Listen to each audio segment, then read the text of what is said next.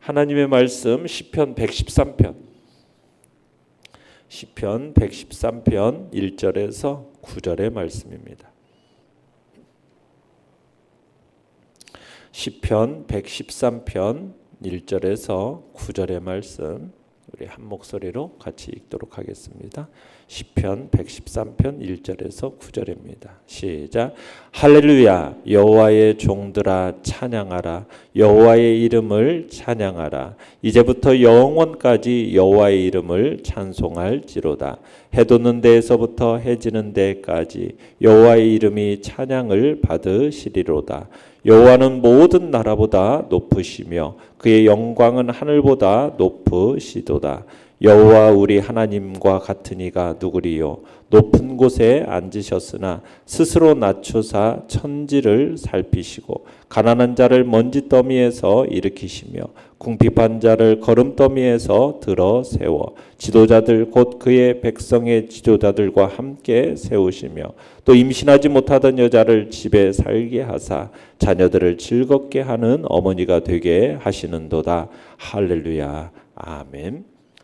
오늘 말씀의 제목은 스스로 낮추시며 천지를 살피신다라는 제목으로 말씀을 나눕니다.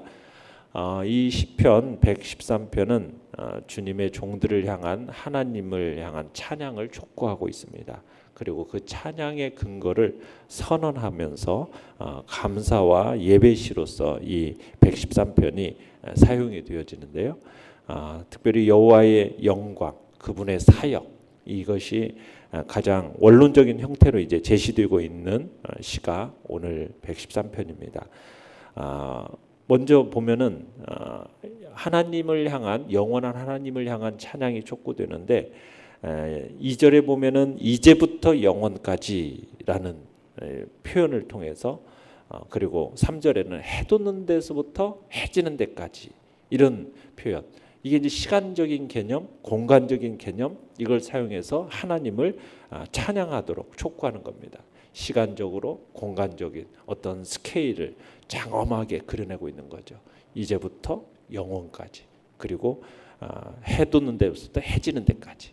그러니까는 시간과 공간적인 그런 장엄함을 그려내면서 이제 하나님을 찬양하는 겁니다. 그러면서 하늘보다 높으신 하나님. 그러면서 하나님을 언제나 어디서나 찬양해야 된다.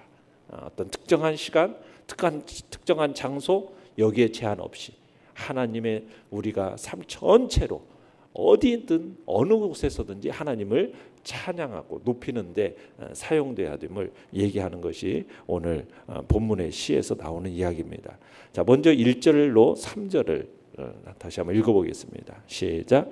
할렐루야. 여호와의 종들아 찬양하라. 여호와의 이름을 찬양하라. 이제부터 영원까지 여호와의 이름을 찬송할지로다. 해 돋는 데서부터 해 지는 데까지 여호와의 이름이 찬양을 받으시리로다.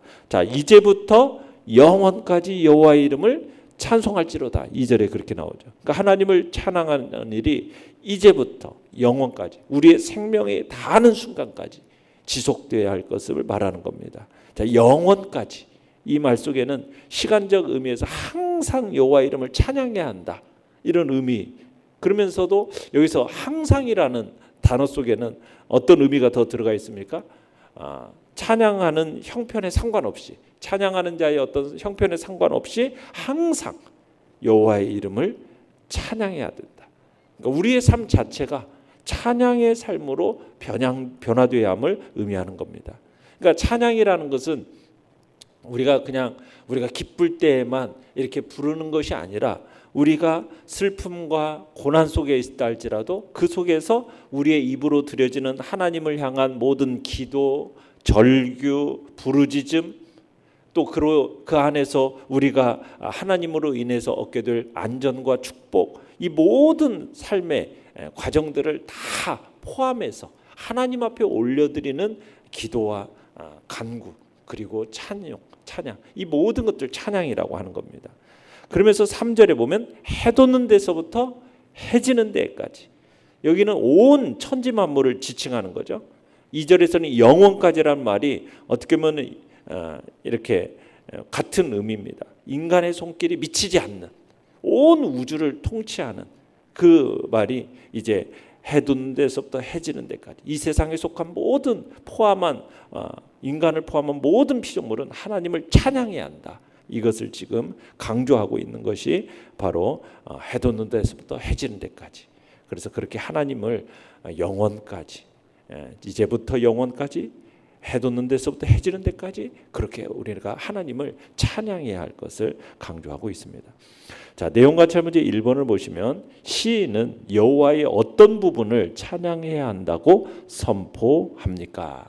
자, 이제 4절에서 6절에 보면은 시인이 여호와를 찬양해야 하는 이유에 대해서 뭐라고 이렇게 얘기를 하냐면, 높으신 하나님께서 스스로 낮은 곳으로 임해서 적극적으로 살피고 개입하시기 때문에 하나님을 찬양해야 한다. 그 얘기를 하고 있어요.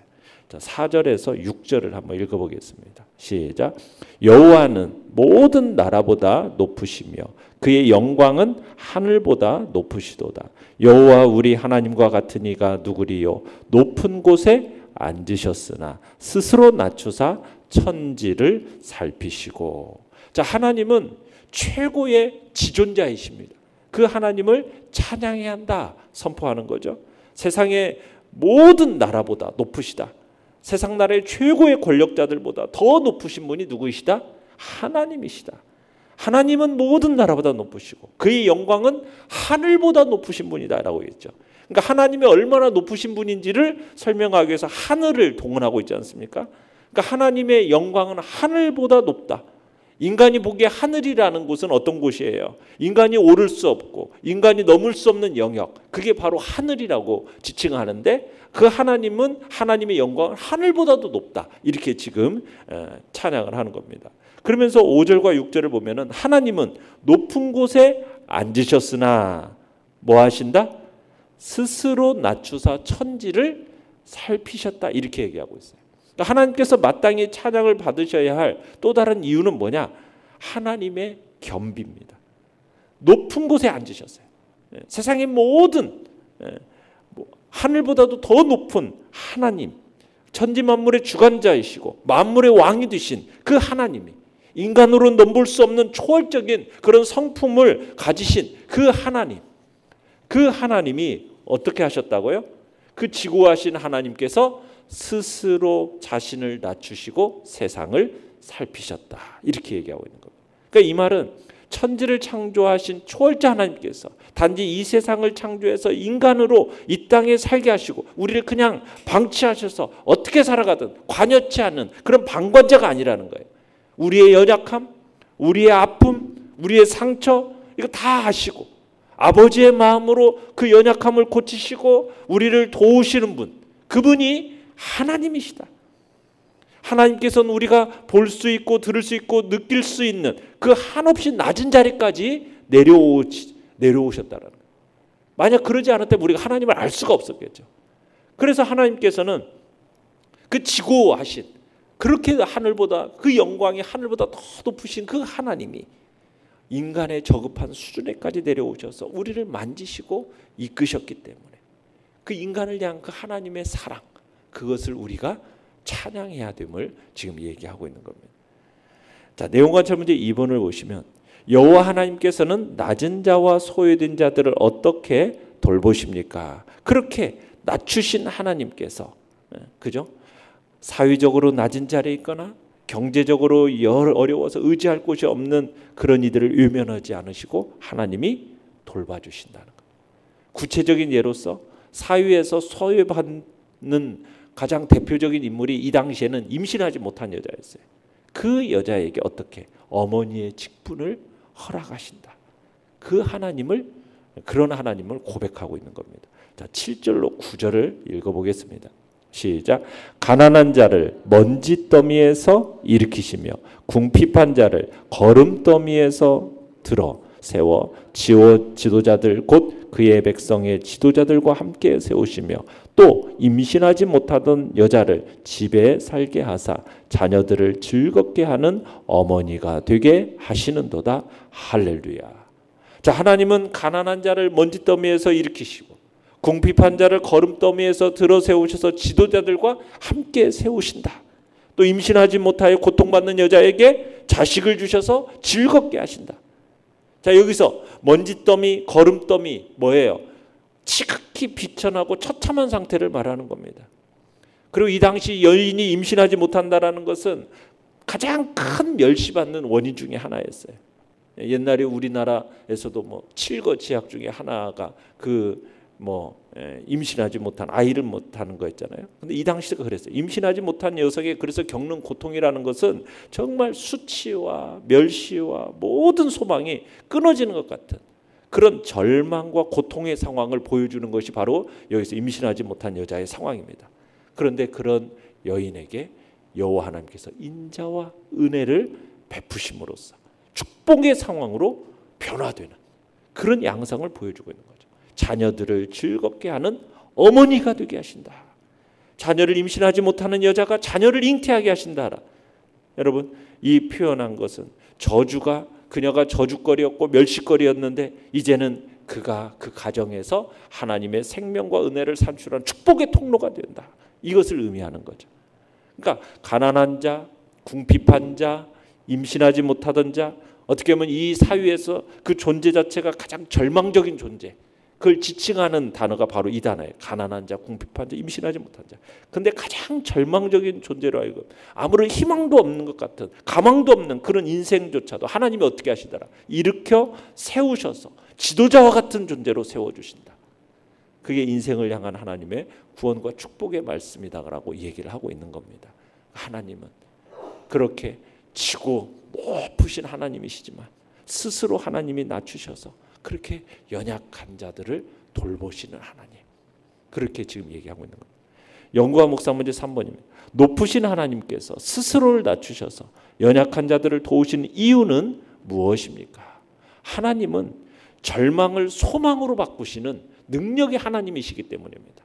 절망을 소망으로 바꾸시는 하나님, 가장 절망적인 존재, 아무런 희망도 가망도 없는 그런 인생을 일으켜 세우셔서 하나님은 지도자 같은 존재로 세우시는 분. 여러분, 그 대표적인 예가, 가장 대표적인 예가 누구가 생각나십니까? 요셉. 그죠, 요셉. 요셉은 어땠어요? 아버지의 전폭적인 사랑을 받다가 결국엔 하루아침에 노예로 전락되지 않습니까? 근데 노예로에서도 노예가 됐는데도 불구하고 또 거기서 모함을 받아서 결국에는 감옥에 갇히는 전과자 신세가 되잖아요. 그 감옥에서 무슨 꿈을 꿀 수 있겠어요? 그죠? 잘 돼야 풀려나고, 풀려나봤자 노예밖에 안 되는 그런 아무런 희망도 가질 수 없는 그런 상황, 가장 절망적인 상황 속에 있었는데 그렇게 먼지더미 같고 거름더미 같은 하나님께서 그의 인생을 일으키셔서 그를 어떻게 만드셨어요? 당대 최대 강대국인 이집트의 최고 권력자로 하나님이 삼아주셨잖아요. 이게 이제 하나님의 하시는 놀라운 역사라는 거예요. 우리의 형편이 어떤 가운데 있든지 먼지더미 같고 거름더미 같은 그런 때일수록 오히려 우리는 하나님을 기억해야 된다. 하나님이 어떤 분인가? 가장 절망적인 상황에서 그런 노인 인생을 어떻게 하시는 하나님? 일으키사 가장 존귀한 자리로 올리우시는 능력의 하나님이시다. 그걸 우리들이 기억해야 되는 거죠. 임신하지 못한 여자로 자녀의 그 즐거운 어머니가 되게 하시는 그런 하나님의 능력을 우리들이 믿어야 되는 겁니다. 하나님께서 우리를 높이실 것이고 우리의 모든 삶을 회복해 주심을 믿으시길 바랍니다. 느낀 점 4번입니다. 낮은 자들을 내버려 두지 않고 돌보시는 그 하나님을 보면서 뭘 느끼십니까? 천지를 창조하신 초월자 하나님께서 단지 이 세상을 창조해 놓고 그냥 인간으로 이 땅을 살게 하시고 그냥 방치해 놓으시는 방관자적인 하나님이 아니에요. 그냥 너희들이 어떤 삶을 살아가든 관여치 않으시는 방관자가 아니라 하나님은 어떤 분이시다? 우리의 연약함과 아픔과 상처를 아시고 아버지의 마음으로 그 연약함을 고치시고 우리를 도우시는 분, 그분이 우리가 믿는 하나님임을 다시 한번 느끼는 겁니다. 특별히 하나님의 그 낮아지심이 어디에서 가장 극명하게 드러났습니까? 예수 그리스도의 성육신, 십자가의 죽음, 거기에서 가장 극명하게 드러났죠. 예수 그리스도의 그 성육신, 성자 하나님께서 하나님 어떻게 보면은 피조물인 연약한 인간의 자리에까지 낮아지심, 그게 바로 가장 예수 그리스도의 그 십자가의 죽음은 하나님께서 죄인의 자리, 더 이상 낮아질래야 낮아질 수 없는 그 자리에까지 낮아지신 사건이잖아요. 그죠? 성자 하나님께서 이렇게까지 자신을 낮추신 이유가 뭡니까? 죄인된 우리, 거름더미 같고 정말 먼지더미 같이 가장 낮아진 우리들을 구원하시려고 그 놀라운 선물을 안겨주시기 위하여서 낮아지시고 최고로 가장 낮아진 자리까지 우리 주님이 낮아지셨거든요. 절망의 자리에서 우리를 건지신 긍휼과 능력의 주님임을 오늘도 우리가 기억하시길 바랍니다. 하나님의 사랑을 온전히 누리는 자라면, 그렇다면 이제 그 하나님의 감사의 고백을 해야 되는 것이 마땅한 것이죠. 그리고 그 은혜와 사랑을 받은 자라면 이제는 그 사랑을 어떻게 해야 되겠습니까? 내가 받은 사랑을 흘려 보내야 되지 않겠느냐는 거죠. 하나님께서 내게 베푸신 은혜를 오늘도 기억해내면서 주변을 살피고 도움이 필요한 곳에 사랑의 손길을 내미는 복된 은혜가 우리 안에 있기를 간절히 바랍니다. 결단과 적용 5번입니다. 내가 어려운 상황에 놓였을 때 하나님께서 어떻게 도우셨습니까? 내 주위에 있는 연약한 자들에게 구체적으로 어떤 도움을 주겠습니까? 우리의 삶에 참으로 우리의 인생 속에 도우시는 하나님, 그 하나님이 나를 어떠한 자리까지 세워주셨고 여기까지 이끌어주셨는지를 돌아보면서 그 사랑을 다시 한번 확인하고 이제는 내가 받은 그 사랑을 흘려보내는 복된 통로로 나 자신을 온전히 드러내겠다고 결단하는 이 시간이 되시길 바랍니다. 오늘의 기도 같이 읽겠습니다. 시작. 하나님께 받은 사랑과 은혜에 감사하며 다른 이에게 흘려보내게 하소서. 아멘.